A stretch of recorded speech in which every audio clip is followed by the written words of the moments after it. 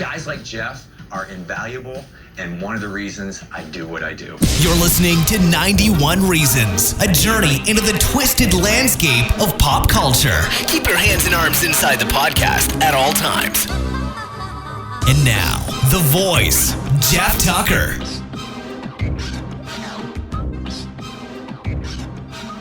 Neo walks into the bathroom, and the not Morpheus guy comes out of the bathroom stall, and he goes, "At last." And he goes, "Did I get that right? Did I do that right?" And that's the moment you realize they hate you. They hate me. They hate us. The people who make modern pop culture things, they hate us. They despise their own audience. Be warned. This episode is probably going to contain some foul language because some things like Tenet are only reviewable if you're going to use some strong language. Welcome back to the car, everybody. The weather is softened.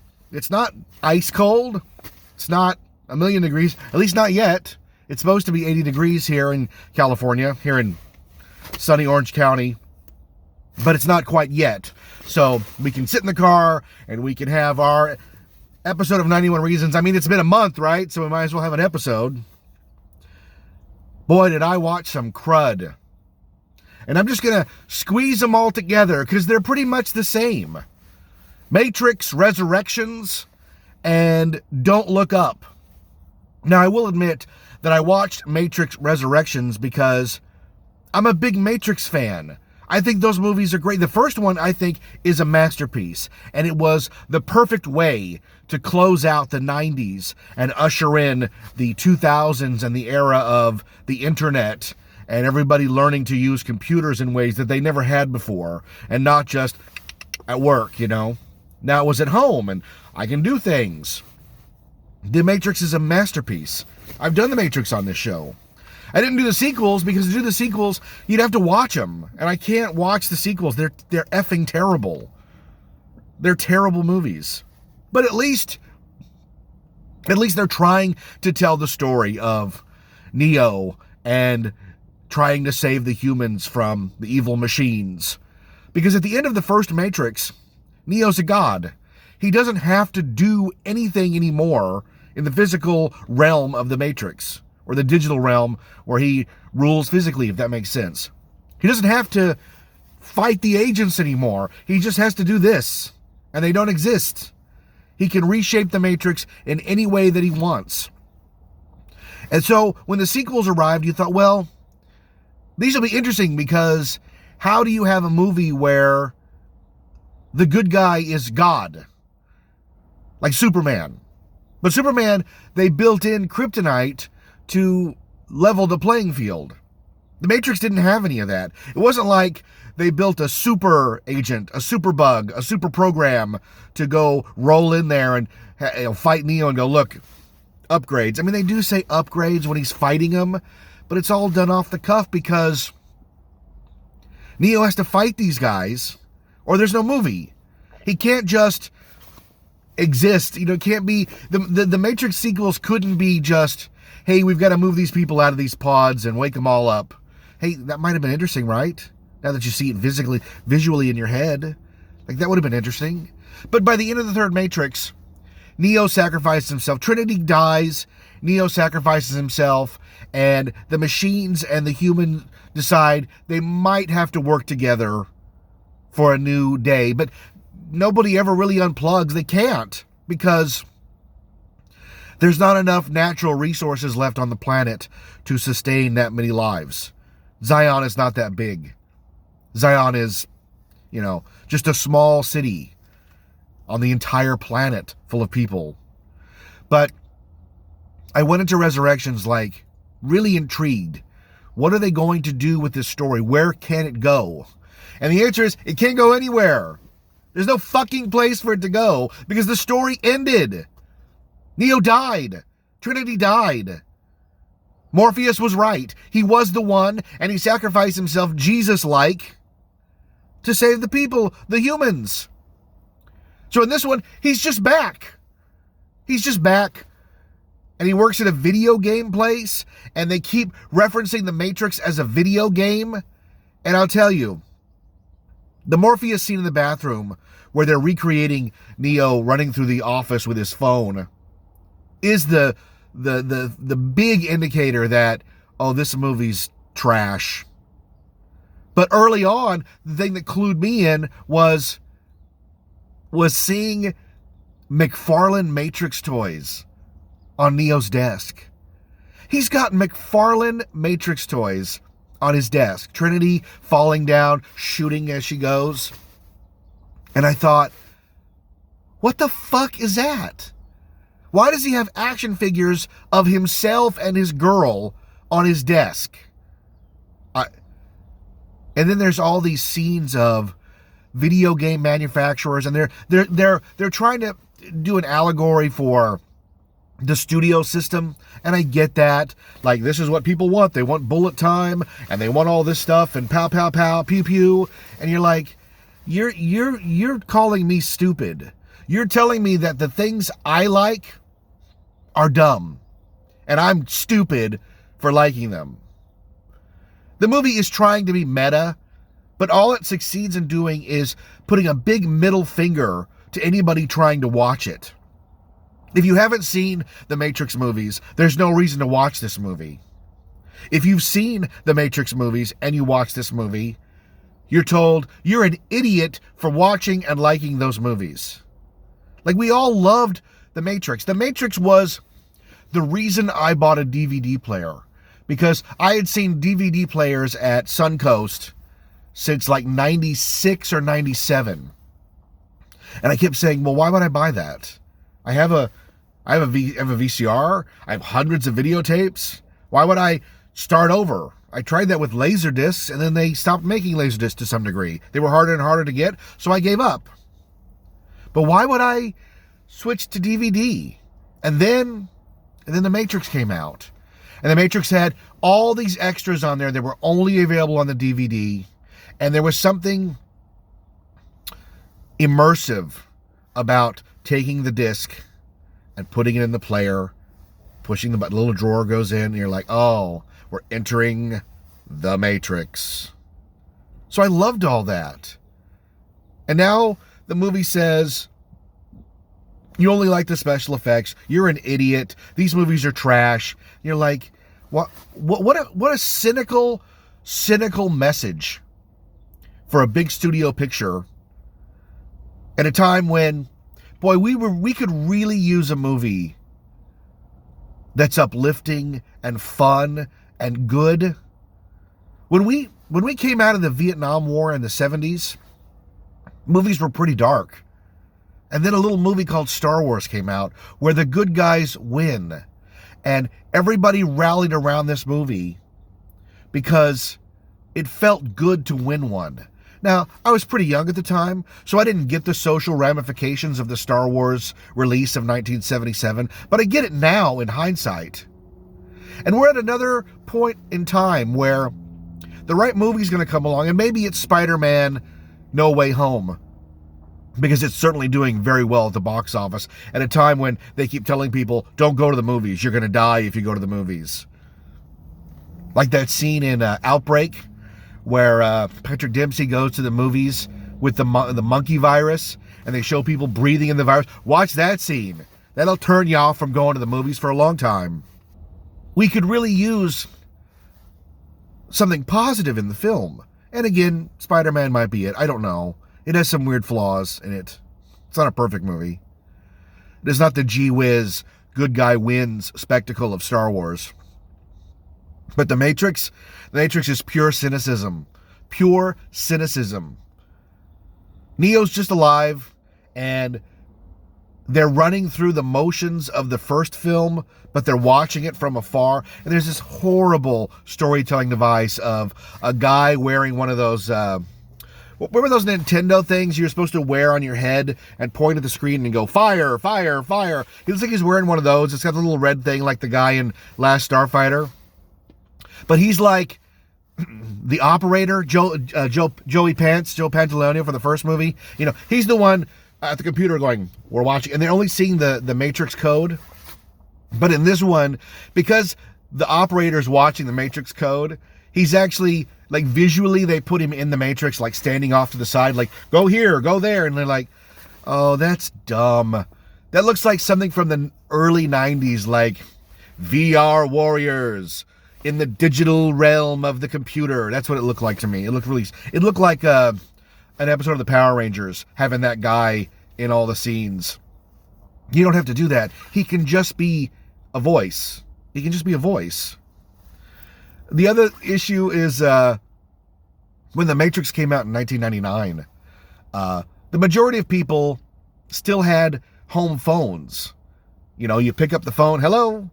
Remember we used to call places and ask for people? Hi, is Jeff there? Hey, it's me. And now we call people, hey, Jeff, where are you? And ask where they're at. But everybody in 1999, we had a home phone. Everybody had a home phone. In 1999, I had a home phone that I used to use for my my web TV dial-up.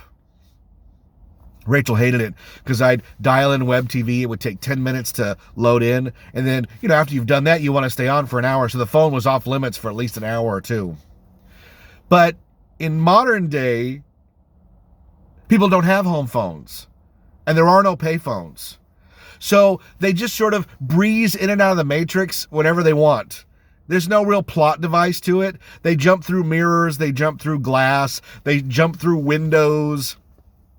It's all lazy fucking storytelling. That's all I can really say, is that it's really fucking lazy. This was written on a cocktail napkin and decided, you know what, let's just start. Build some sets, we'll make it work. Or don't build any sets. Just give us a warehouse with a green screen, because that's all these movies are now. They're just made in a warehouse on a green screen, and, fuck the audience. If it looks fake, that's your problem. If your TV's so crisp and clear and your signal so strong that the movie looks fake and unrealistic, well, that's your problem. We did our best. Well, your best isn't good enough. Or it could be good enough if you told a good story. Take whatever limitations you have and make that part of the story. It would have been okay if in The Matrix with Neo, it was still 1999. But they got to have flat screens. They got to have smartphones, because otherwise the audience won't accept it, I guess. The Matrix can't be a period piece. Like I said, they have so much disdain for the audience that they think you're an asshole. And I'm sitting there going, I just want to enjoy your movie. So why do you keep calling me an asshole? Like, they look they look right in the camera and they're like, yeah, the people just want bullet time. They just want this. They just want that. And you're like, no, what we really want is a good story. When I left The Matrix in the theater in 1999, April 1999, in a row, remember it was The Mummy, Matrix, and then Phantom Menace in 1999. When I left the theater, I was blown away, not because of bullet time special effects. No, I left because at the 30-minute mark, when when Neo wakes up from the Matrix in that pod, I was blown away at the storytelling. It's all about the storytelling. How good a story are you telling? And The Matrix tells an amazing origin story for Neo. And this one tells you you're an idiot for liking it. I don't know what's going on with the Wachowskis. And this one was Lana Wachowski who directed it. I don't know what's going on. But there's not going to be any more movies. Thank goodness. I wouldn't give it any more. I'd be, look, I'm done. You fooled me on Rise of Skywalker because I felt like I needed to finish this out. But if there was another Matrix movie, I'm just not interested. I can only take a middle finger to my face so many times. And this was a big one. They just keep editing scenes from the other movie on top of this one. You know how in 7, when John Doe is talking about going to meet Gwyneth Paltrow, and they do a quick flash of her face, and in your mind you're like, her head's in the box. They never show the head in any way, but the quick flash of her face gives your brain all the information you need. Well, this one just beats you over the head, because every time they show somebody, they flash someone from the other movie that this person is supposed to be. That's Agent Smith. That's Morpheus. Really? It is? Just by putting clips on top? It felt like, other than having Keanu Reeves in it, it felt like a really expensive fan movie. Like one of those Star Trek movies they make in a garage that are arguably better than the studio stuff. This one, not so much. Neo works in a video game place, and his boss is Agent Smith in a new body, I guess. And his cat is named Deja Vu. How fucking stupid is that? Like, give me a break. His cat is named Deja Vu, because when you see a cat do something in the Matrix, it's a deja vu. Like, oh God. He sees Trinity at the local coffee shop and tries to go talk to her, and she's got a husband, and I don't know if they're up on current internet culture. I don't think they are. I don't think they keep up on current stuff, but the actor's real name is Chad, so they make the character's name Chad. Now, if you're on the internet for more than 10 minutes, you know that Chad is a derogatory term for a guy who likes to punch drywall and drink Monster energy drinks. So I don't know, did they give the guy his name? Like, he's the director in the movie, the actor, he's the director of those John Wick movies. So they're all sort of entwined together. But making his name Chad is like instantly supposed to tell, I guess, the hip people in the audience that we're not supposed to like this cat. Well, what's not to like? We don't even know him. And Trinity has children. Do you remember any children in the first Matrix except for the kid with the spoon? They sort of kept kids out of it. Well, Trinity has children. And once again, we're reminded that big Hollywood director types do not understand family. You know, the Fast and Furious can scream family all they want, but these people don't understand what it's like to have a family. You know, George Lucas doesn't, because when Padme dies giving childbirth because Anakin broke her heart, that doesn't happen, because a woman who's having twins has more to live for than just about any of us, and will murder someone who gets in the way of those twins. So for Trinity to have children, there has to be something very cataclysmic happen for her to want to leave that husband and children for Neo, this guy she only knows in a coffee shop.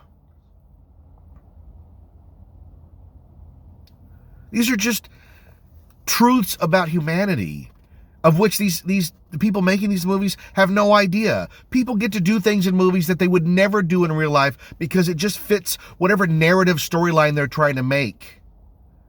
The husband is never shown to be an asshole. The kids are innocent to begin with, unless you're going to show them killing a puppy, like in a serial killer movie. There's no scenario where she leaves the husband and kids where we feel good about it, is what I'm saying. That just doesn't happen. I was just watching Repo Man with Emilio Estevez. What a great time capsule of the 1980s, the early 80s. But at the end of the movie, he gets a chance to climb aboard a car with aliens in the trunk and go into space. And this girl that he's known for a while, just a really short time, says, "What about us? What about our relationship?" And he goes, "Fuck that." And he gets in the car and drives into space. And we, the audience, are like, well, yeah, she's a terrible person. She was just torturing him with the FBI a few minutes ago. I mean, I don't think he knew that. But when he leaves her, we get it. She's not worth staying for. But a woman with children? Do any of these Hollywood people, do they have any shred of humanity left in them? Do they not understand the bond between a parent and a child, even a digital facsimile of a child? Remember in the second or third one, there's that small child at the subway station, presented as a sympathetic character. Again, you can't introduce a child and make the child some sort of villain unless the child's a villain, like The Good Son with Macaulay Culkin or The Bad Seed, right? I don't get it. There's a fight scene involving the Marvongian French guy, and they have to flash on him because I'm like, why do I care about this guy? And even when they flash on him, I thought, why do I care about this guy? I don't. That guy was a blip in the other movie. A blip. It's not like Neo's fighting the architect and Hugo Weaving couldn't show up. He's too busy. He probably read the script and was like, yeah, I'm going to pass. Lawrence Fishburne was probably like, yeah, I'm going to pass. They're like, well, we're going to use your clips in the movie. Because that's the other thing.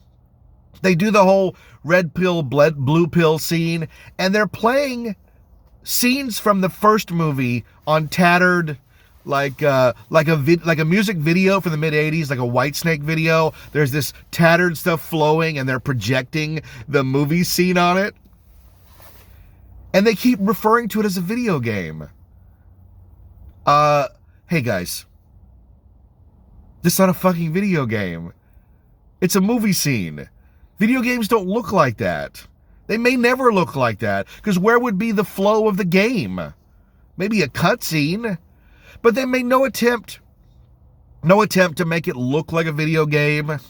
No attempt to digitize it or put some pixelation on it. It's simply showing the scene from the movie in crystal clear digital clarity and referencing it as a video game. It's inexplicable. Again, it's looking at the audience and saying, we really hate you, and you're stupid, and you're gonna like this. It's the Homer Simpson gun. It's the makeup gun. Homer, I don't think women would like to be shot in the face. Women will like what I tell them to like. Moviegoers will like what I tell them to like. Yeah, that's not how it works. It has to come from a place of passion and wanting. And I know that this film was a direct result of Lana Wachowski's parents dying almost together and thinking, what if I could bring them back? And the way you bring your parents back in art is you bring two characters back from the dead. But how these characters are brought back is bizarre. Neil Patrick Harris shows up as a therapist, but he's also the bookkeeper or somebody of the Matrix, and he keeps slowing time down, like slower than bullet time. He can slow things really down. And why does he slow things down, kids? For exposition dumps, so that he can literally stare at the camera and tell you what's going on in the movie, because they can't do it organically. They have no idea how to do it organically, and that's a big problem. If your characters can't get the information across organically, you have a character go, I'm going with you, brother. Boom. We know they're brother and sister. Not, this is a brother, this is a sister, and I'm Neil Patrick Harris. It was very strange. But he tells some stupid story of he decided to file some paperwork to get Neo and Trinity's bodies delivered to him, and then a lot of really scary spider robots, nurse them back to health and put them in pods, and they want to be together. So the longing to want to be together is what powers the Matrix. What? Do you guys even believe this shit that you're shoveling? Nothing clever, nothing groundbreaking, just a complete, we're just going to redo it. Yes, you almost died. Except, I think we see Trinity's heart stop at one point. Like, she's dead. Neo's dead. Neo is blind. Neo is dead. And instead, the robots sort of, I don't know, they've got spiders in their mouths. Like, it's really horrific. And they're put right back in their tubes, right next to each other. Now, these are the most important batteries in the entire Matrix, and they have zero protection around them. The rebels are allowed to, at will, just glide right up to them and take people out if they can. It's just stupid. This is a movie that I've only seen it once. I could never watch it again. But I'm sure if I watched it again, it would just completely, like, even more so than the first time, just collapse under its own bullshit weight. What a wasted opportunity. And again, I've heard reviews where they're trying to say it's completely meta. They're telling you about the studio system and sequels and this and that, but that's not good enough. This is one of those, they should have called it another Matrix movie. Remember those other movies? Date movie, epic movie, not another teen movie, another Matrix movie. That's what they should have called it, because that's what it is. It's just a bunch of touchstone references of better movies and bullshit explanation as to what you're seeing is actually happening.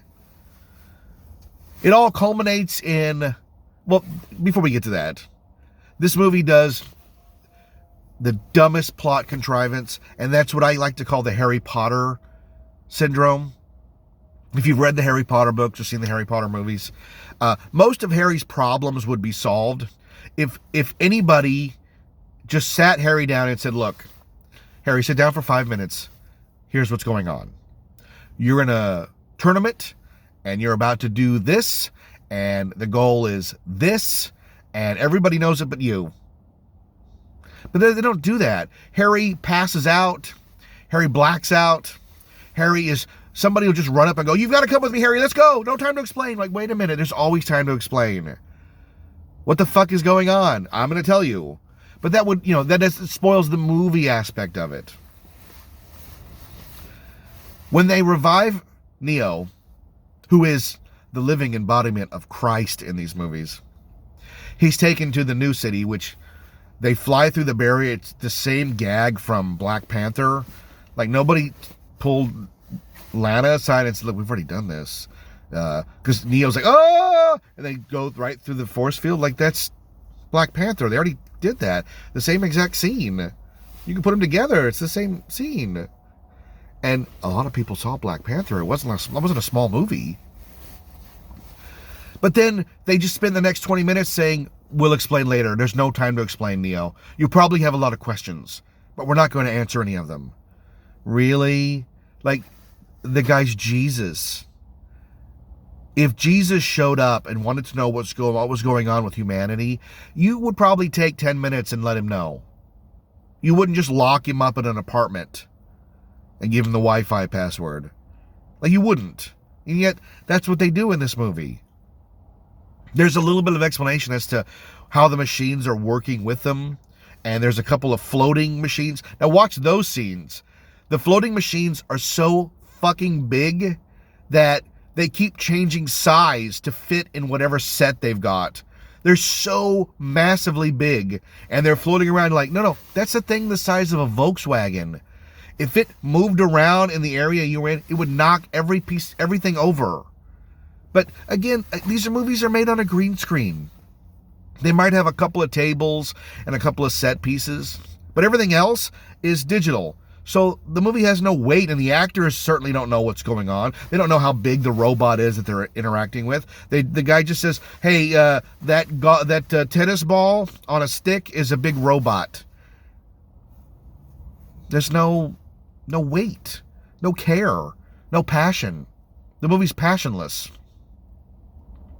So, like I was saying, it builds to some stupid showdown in a cafe where if Neo can convince Trinity to leave the Matrix with him, then he'll win whatever winning is, whatever the meter for winning is.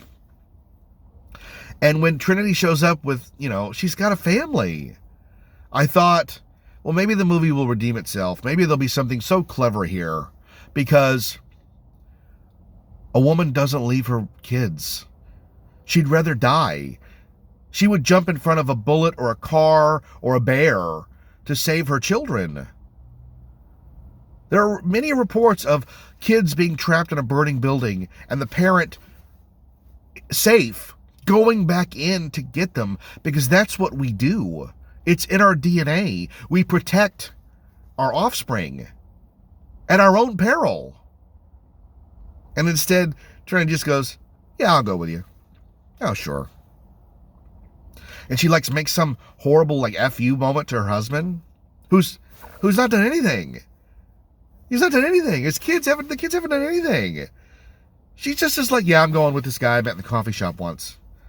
It reminded me of, in a small way, the scene at the end of Bridges of Madison County, where Meryl Streep is in a car and she sees Clint Eastwood across the way. Now, her husband has no idea who that guy is, and they just cut to Meryl Streep's hand on the car handle, like she's gonna leave and go with this guy. And the poor husband's gonna go, who the fuck is this?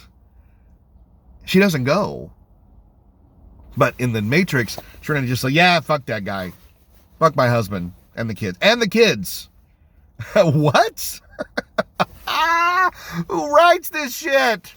If I wrote this stuff, my wife would tell me to try again. She'd go, Jeff, this is terrible. You have to try again. And I would. I've thrown away whole chapters of my book. Like, it's not working. Start over.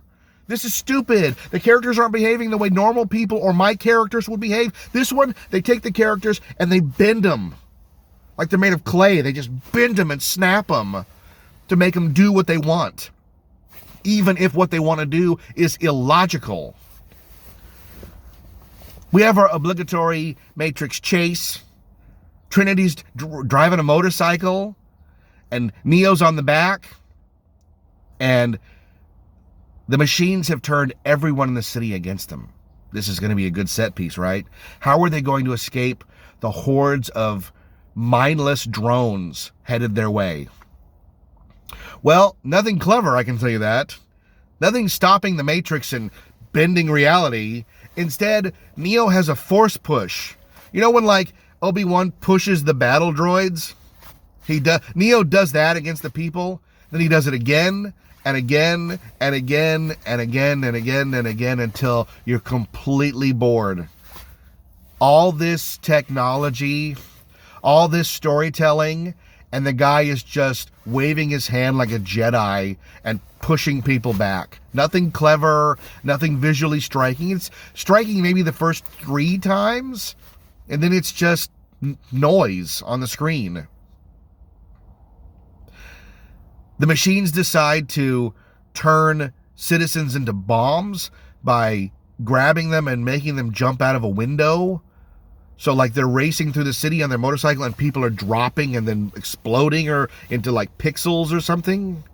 Which I guess in the context of it, every time they do that, the Matrix loses a battery because you die.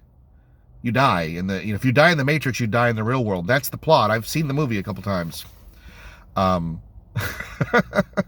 So they're willing to kill and destroy thousands of good batteries in exchange for, I don't really know, killing Trinity and Neo? Like, what are they trying to grab them and make them stop?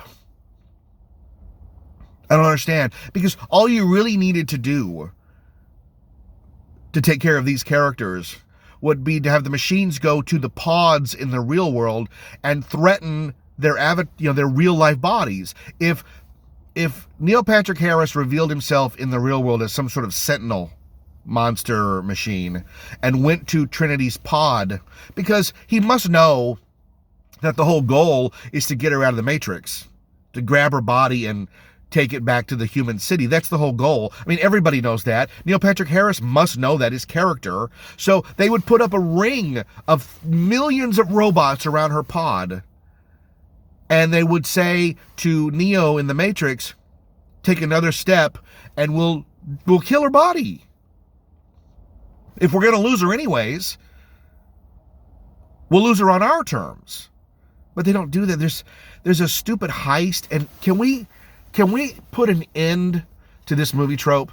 Can we just today say, no more movie tropes where people get together and the camera moves around them and is constantly moving as they describe what the heist plan is, and while they're describing it, they're doing the heist plan? Remember, it used to be they would roll out paper and they'd go, okay, we're going to put a guy here, we're going to come in through the roof here, and then one guy goes, what about the part? And the guy goes, we're going to have a plan for that. Then they show you the plan. Well, that all changed in like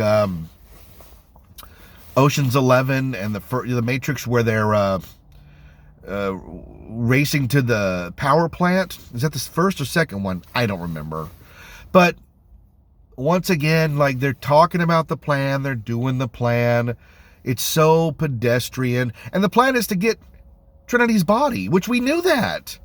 They have to get Trinity's body out. But there's no protection. There's no defense against this attack.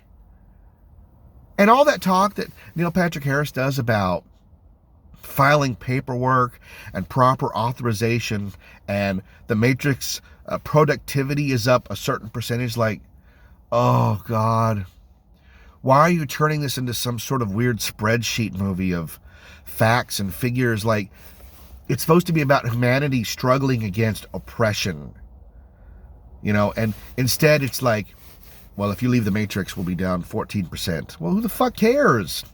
Why should we care about all this?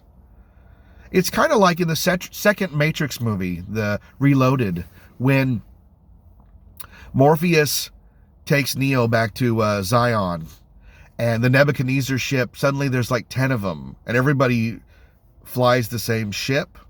And you're like, oh, I thought the Nebuchadnezzar was like your Millennium Falcon, and instead it's more like your, Pan Am Flight 102, because everybody's got the same vehicle. They should all be different. Each of the captains should have their own specific vehicle that they've modified a certain way. It shouldn't be like, look, the Nebuchadnezzar, we need 10 of those. It's not fun. There's no fun. And in Matrix Resurrections, there's very little fun to be had. And maybe that's the biggest letdown of this fucking movie, is that it's just not fun. And we need a movie that's fun right now. We're not getting it. Spider-Man No Way Home was fun. I'll give you that. I enjoy it. I mean, these movies are all too long. When movies get so damn long, it's like, oh my God, it's never going to end. And I guess if you're having a good time, it's like, woo, it's never going to end. But a lot of these, you're like, oh, just get to it.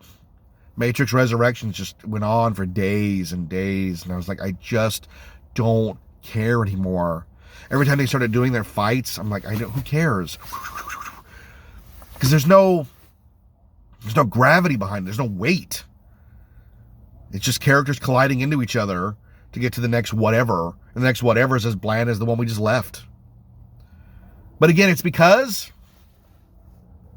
the studio hates us. They hate you and they hate me. I watched Don't Look Up. I didn't want to. I wasn't going to. But I felt like, I should probably endure it, just because. These people hate you. They hate me. They hate everybody. Don't Look Up is one of the most cynical, depraved, piece of shit cinema abominations I have ever seen. It's the same plot as Armageddon. It's the same plot as Deep Impact. It's yet another movie where the scientists discover something's going to kill the Earth, and they go to get help, and nobody believes them until they do, and then they try to get help. But instead, it's nothing like that. This movie is Idiocracy, except there's no there's no Luke Wilson character. There's nobody commenting like, what the hell's happening in this society? It's just a complete breakdown of society. Everybody in the movie is reprehensible. Except maybe the one scientist guy, Oglethorpe, I think his name is. He's the only sensible one in the whole movie. Everybody else is parody, caricature, trash. This was written and directed by Adam McKay, who fancies himself some auteur. And if you criticize his movie on any internet platform, he'll jump in and like, no, you're wrong. Hey, Adam McKay, this movie's shit. And you're an asshole for making such a horrible piece of shit movie. Imagine what that money could have done. If you guys hadn't blown $200 million on this stupid comet hurtling towards Earth movie, imagine the good that you could have done. You could have built schools, libraries, clean drinking water, brand new highways of the future, learning centers, and instead, y'all sat around at whatever stupid ass warehouse where you made this movie, because it's all green screen too, with a few sets. You sat around and you all just laughed and laughed at all the rubes. They're going to watch your movie and not get that it's really about global warming. We get it. It's Leonardo DiCaprio. So, of course, it has to be about global warming, because nobody is a better ambassador of global warming than some fucked up actor guy who flies around on a private jet and soaks up the rays on his private yacht and uses enough fossil fuels he uses enough fossil fuels in a week that it will take me my entire lifetime to use. But please, keep preaching, Leonardo. Keep telling me how I need to walk to work and I need to compost and I'm not going to understand the signs because they're right in front of me. This movie's as subtle as a sledgehammer. It's Armageddon meets Dr. Strangelove, but it doesn't rise to the level of either one. Certainly not Dr. Strangelove, and not even Armageddon. I think Armageddon is a more competently made movie. At least it's fun. This is a cynical piece of shit movie about two scientists who discover a comet heading towards Earth, and when they go to tell the president's in some sort of weird sex scandal. Meryl Streep is the president. Her chief of staff is Jonah Hill, and they just don't. There's not enough poll numbers to care about the comet. And the movie's trying to be this satire of celebrity and internet memes and cancel culture, and it just comes across as icky. That's the word. It's icky. Every scene is icky. They're saying these lines of dialogue and you can tell that they think they're just the funniest fucking things they've ever said. Meryl Streep is just convinced this is the part she'll be remembered for because she's playing a female Trump, I guess. I don't know. Who the fuck knows? I don't think even they know. They just wanted to make every character worse than the next. Cate Blanchett, Tyler Perry, Leonardo DiCaprio, Jennifer Lawrence, Ariana Grande, who's playing a self-absorbed pop star who's going through a breakup that everyone seems to care more about than the comet hurtling towards Earth. And there's a message in there, I guess. The problem is, it's hard to do a message movie about overconsumption and the dangers of celebrity and false idol worship when everybody in your movie is guilty of fucking that.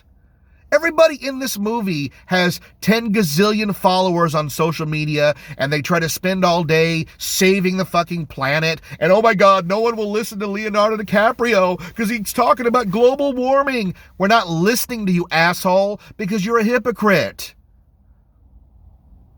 I'm no Greta Thunberg fan, but at least she puts her fossil fuels where her mouth is by going on a boat, a sailboat. DiCaprio flies a private jet to pick up awards for all his good work. And this movie's trash. There's some sequence involving a general who at the White House makes them pay for snacks, and that's like the big running gag of the movie, and you're like, are you guys bringing this up again? It wasn't that funny to begin with. I don't know what you're talking about. Everybody's addicted to their phones, and the movie has all this scrolling stuff on the screen like you're immersed in social media and social commentary. Cate Blanchett's character decides to have an affair with the married DiCaprio character, and they're lying in bed, and she's like, we should get to know each other. You should know that my family invented flash frozen food, so I'm hideously wealthy, and I own, 4 Monets. And then DiCaprio goes, well, my dad was a school teacher, my dog died, and I took that pretty bad, and I just got my Star Wars poster signed by Mark Hamill. Then they cut for a reaction shot like, oh, I'm sorry, you like pop culture, you like Star Wars, so you're a fucking idiot. Once again, these people who make these movies, they hate us all. They hate us for consuming, and they hate us for consuming the very products that they provide. You know that a movie download takes the same amount of energy to create as a physical copy? So those of us who collect physical media can't be demonized because it's the same carbon footprint. So don't spare me your preaching and your sermons. There's a character in it that's supposed to be Steve Jobs. Mark Rylance is playing him, and I'm telling you, there have been some annoying characters on screen throughout my movie-going life. He is in the top 2 at least. I don't know if I could think of maybe Steve Martin in Looney Tunes Back in Action, but holy fuck, Mark Rylance's fake Steve Jobs character, if I met him in real life, I might want to physically assault him for that part. He's so annoying. It's played so weird and bad, and he's like the main guy that they go to because he provides us all with the fake iPhones in the movie, and the new iPhone's coming out. Did you get the new iPhone? We can predict your death. I have all the information on all of you. Since you scour social media, so we know all about you.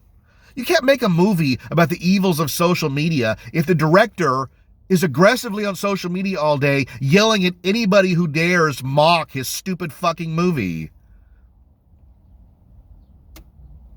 Hey, Adam McKay, you're part of the problem. This movie and you and all your stupid actors who showed up to make this trash thing, you're part of the problem. It took you 2.5 hours to tell this story? 2.5 hours to tell this story. I felt like I was being held hostage. I felt like Patty Hearst. Don't Look Up is the Patty Hearst of movies.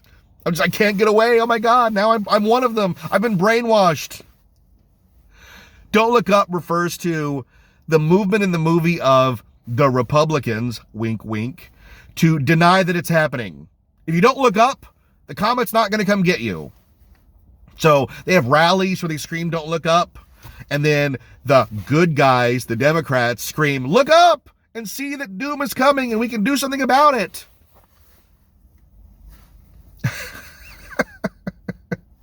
So then it decides, all these are running concurrently.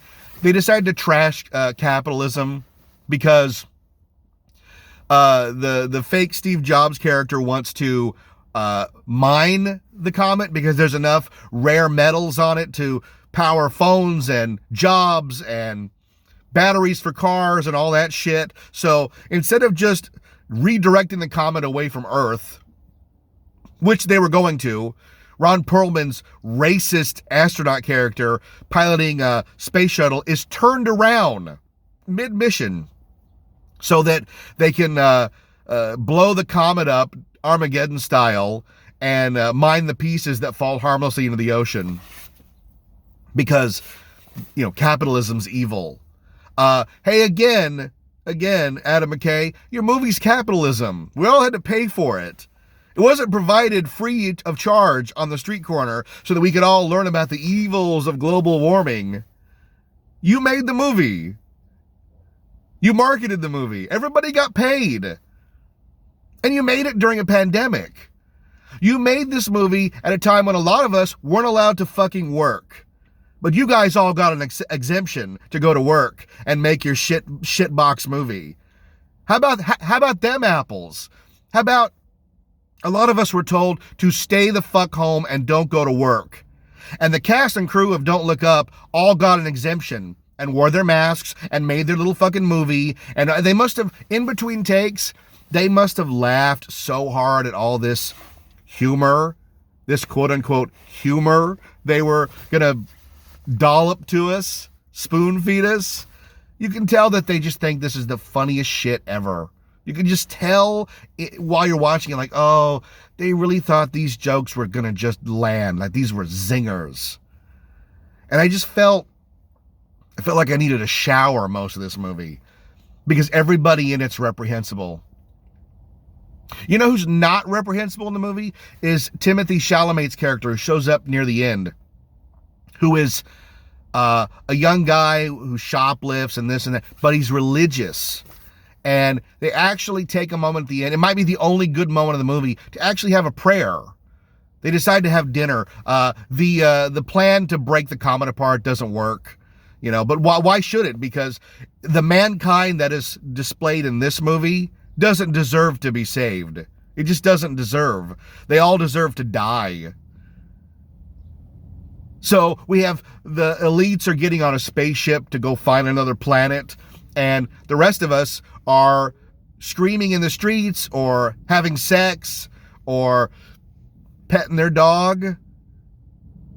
And the characters that we're supposed to identify with are having dinner. And they're going to eat dinner while the planet breaks apart and they all die. And Chalamet's character does a prayer, and you're like, oh, that's pretty good. We finally got a moment. And then DiCaprio ruins it by going, well, we had a good run and we had everything and we blew it, right? Well, and then everything blows up. This is as subtle as a sledgehammer to your face, man. The people who make this movie hate everything. They hate iPhones. They hate politicians. They hate pop stars. They really hate the Bubba Gump Shrimp Company for some reason. Maybe because it represents like capitalism to its nth degree, like a throwaway part of a movie has been turned into a successful food franchise that employs thousands of people. But you know what? Fuck those people. Because they're not in the cultural elite that we're in. They don't deserve to live. Let's blow them up. And not just like blow them up, but like show the sign floating in space. Let's show the Wall Street Bull floating in space. I don't know. Was I supposed to laugh at these scenes, Adam? Mr. McKay? Were they supposed to be funny? I just shrugged. I just fucking shrugged. Because by the time the Earth blows up, I was like, oh, thank God. If you guys were Alderaan, I would have applauded when the Death Star took you out.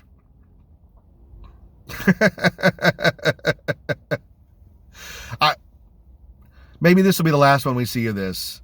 This is a terrible movie. This is a waste of everybody's time, everybody involved. Again, think of all the good they could have done if they really cared. If they really cared about the planet, they would not spend 9 months making this cinematic trash. Instead, they would have cleaned up some beaches. They would have built some libraries, but they didn't do that.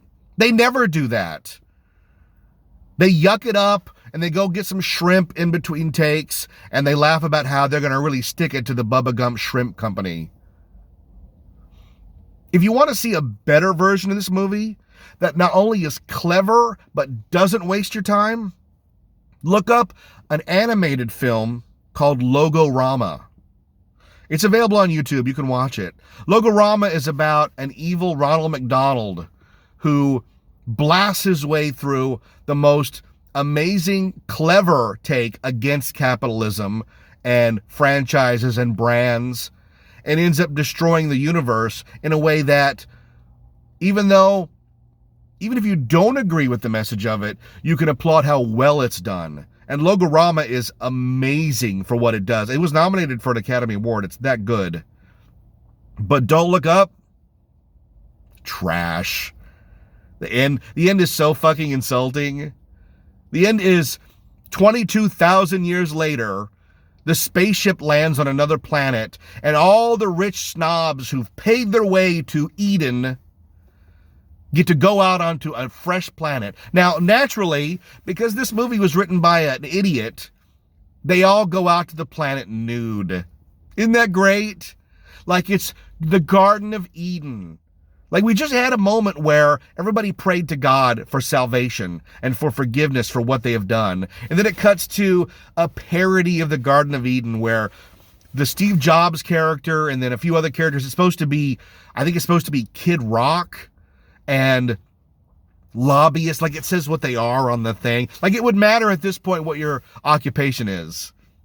You know, when the Battlestar Galactica finally found the planet to land on, all titles and rank were moot, and everybody just said, I'm going to build my cabin and live there. Where are you going to build your cabin? I'm going to build it over here, and we're going to rebuild society. It's a sweet little moment between Adama and the president in Battlestar Galactica. It reminded me of this movie in no way whatsoever, because they all walk out nude. I don't know what I was looking at. I mean, I guess in a movie that's had this much bullshit, I guess a few wangs waggling at the end is to be expected. I guess. I don't know. But why wouldn't they put on spacesuits? Why wouldn't, like, if you have to be in the pod to survive 22,000 years in cryostasis. Before you step out onto the planet, you'd probably put on a pair of shorts. I'm just going to go out on a limb and say you'd probably put on a pair of shorts. But they don't. They walk out nude, so we can get that wink, wink, Eden analogy. And then, of course, the president, Meryl Streep, is eaten by a large ostrich. I guess it's supposed to be clever. I don't know. I don't know how I felt about it. The Simpsons did it better when Homer gets on that spaceship, him and Bart, and they realize they're not going to another planet. They're going into the sun. Because Jim Belushi and a bunch of other Z-level celebrities are on it too. Simpsons did it better, guys.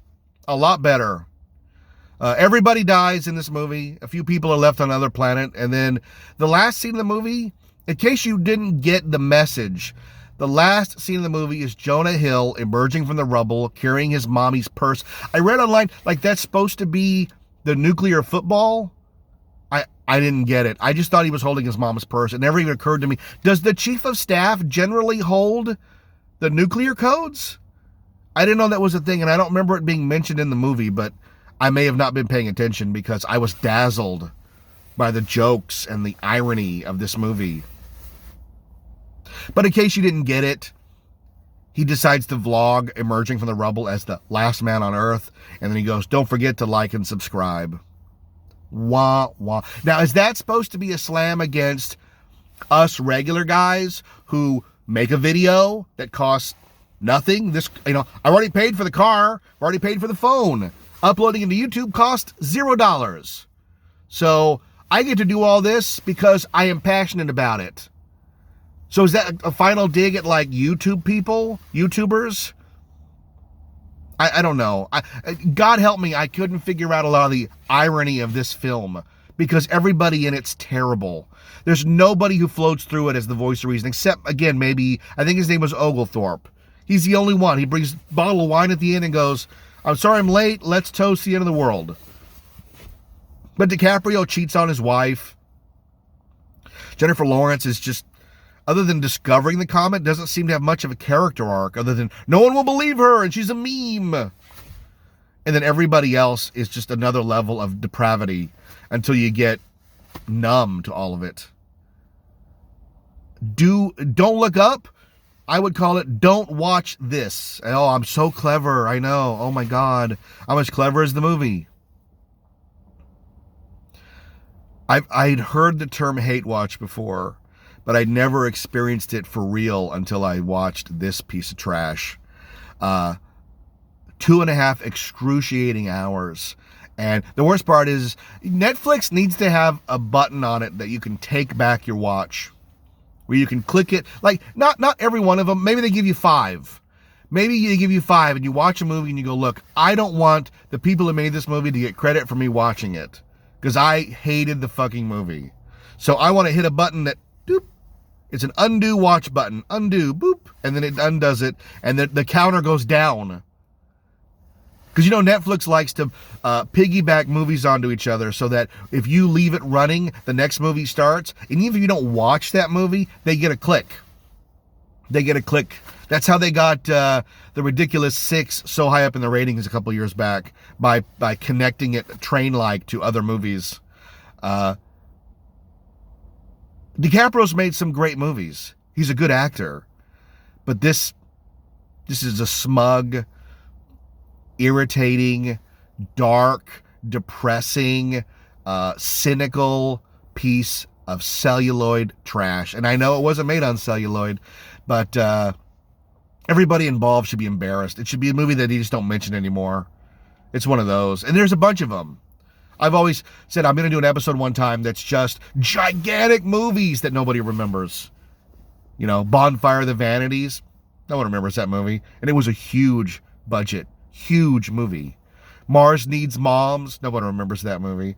There are these huge, giant movies that just land. Boom! Look at this movie! And 2 years later, people will go, I think I remember that. I think so. I mean, do you know there was a 5th Pirates of the Caribbean movie? Most people don't.